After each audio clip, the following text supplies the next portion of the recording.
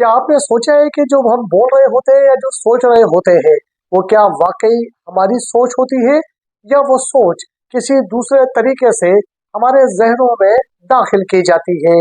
Television screen, अखबारात और main stream media हमें सिर्फ खबरें ही नहीं देते बल्कि हमारा जहन भी तैयार करते हैं। यानी दूसरे लफ्जों में ये कहा जा सकता है कि मुख्तलिफ चीजों के लिए हमारी जहन साजी भी करते हैं। मीडिया आजकल के दौर में सबसे ताकतवर कुव्वतों में से एक कुव्वत है और मीडिया खास तौर से उन चीजों पे काम करती है माशरे में कुछ चेंज लाया जा सके। पहले हमारी सोच बनाने के लिए हम लोग मदारिस के अंदर, खानदानों के अंदर और घरों के अंदर जमा होते थे और अपने बुजुर्गों के साथ गुफ्तगू करके अपनी सोचों को बनाते थे या सोचों को तब्दील करते थे। लेकिन अब यही सारा काम टेलीविजन, अखबारात और मेन स्ट्रीम मीडिया के जरिए या सोशल मीडिया के जरिए सर अंजाम दिया जा रहा है। मीडिया हमारे जहनों को कैसे तब्दील करता है और अपनी पसंद की सोच हमारे जहनों में किस तरह से दाखिल करता है।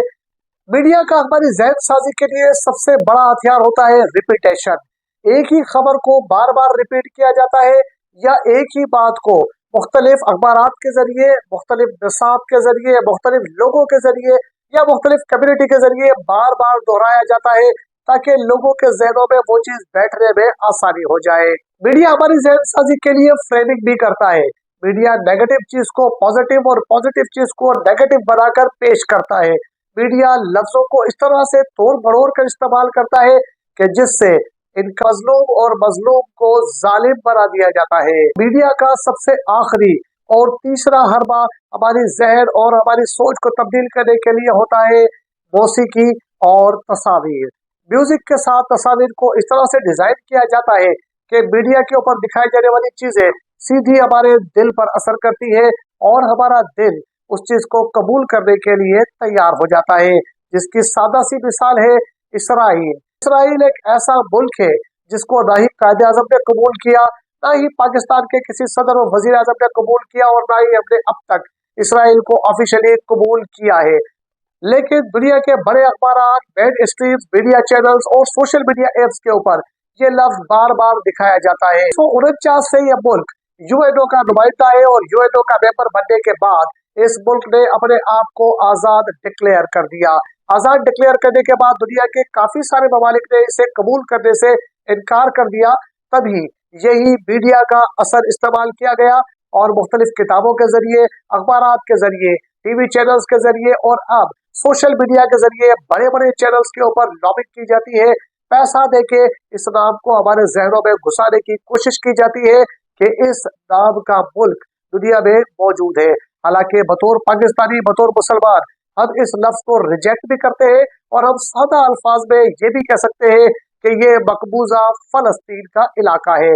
जब हम कश्मीर के इलाके को मकबूजा कश्मीर डिक्लेयर कर चुके हैं और कहते हैं तो हम फलस्तीन के इलाके को जिसपे यहूदियों ने कब्जा कर रखा है मकबूजा फलस्तीन क्यों नहीं कह सकते। एक लफ्ज को हमसे आशना करने के लिए और हमें नॉर्मलाइज करने के लिए इन लोगों ने बेपनाह पैसा खर्च किया है।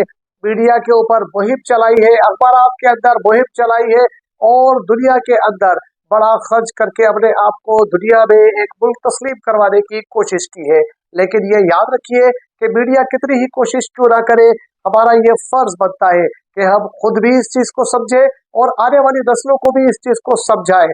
और उसे समझाने के लिए वाहिद तरीका ये है कि हम अपने लफ्जों का इस्तेमाल तब्दील कर दें। हम उस मुल्क का नाम डालें जब भी गुफ्तगू करें, लोगों का जिक्र करें, हम जब भी लिखत में इन लोगों के बारे में बातचीत करें, हमारे लिए ये लफ्ज सिर्फ और सिर्फ मकबूजा फलस्तीन होना चाहिए। अगर आज से हमने लफ्ज तब्दील कर दिया तो बहुत जल्द आपको ये बेचैनी पूरे मीडिया के ऊपर नजर आएगी कि ये क्या हो रहा है। ये एक ऐसी जंग है जिसमें हम सब ने हिस्सा डालना है। लफ्जों को तब्दील कीजिए, लफ्जों का इस्तेमाल तब्दील कीजिए और अपना मतलब अपनी नई नस्ल तक जरूर पहुंचाइए।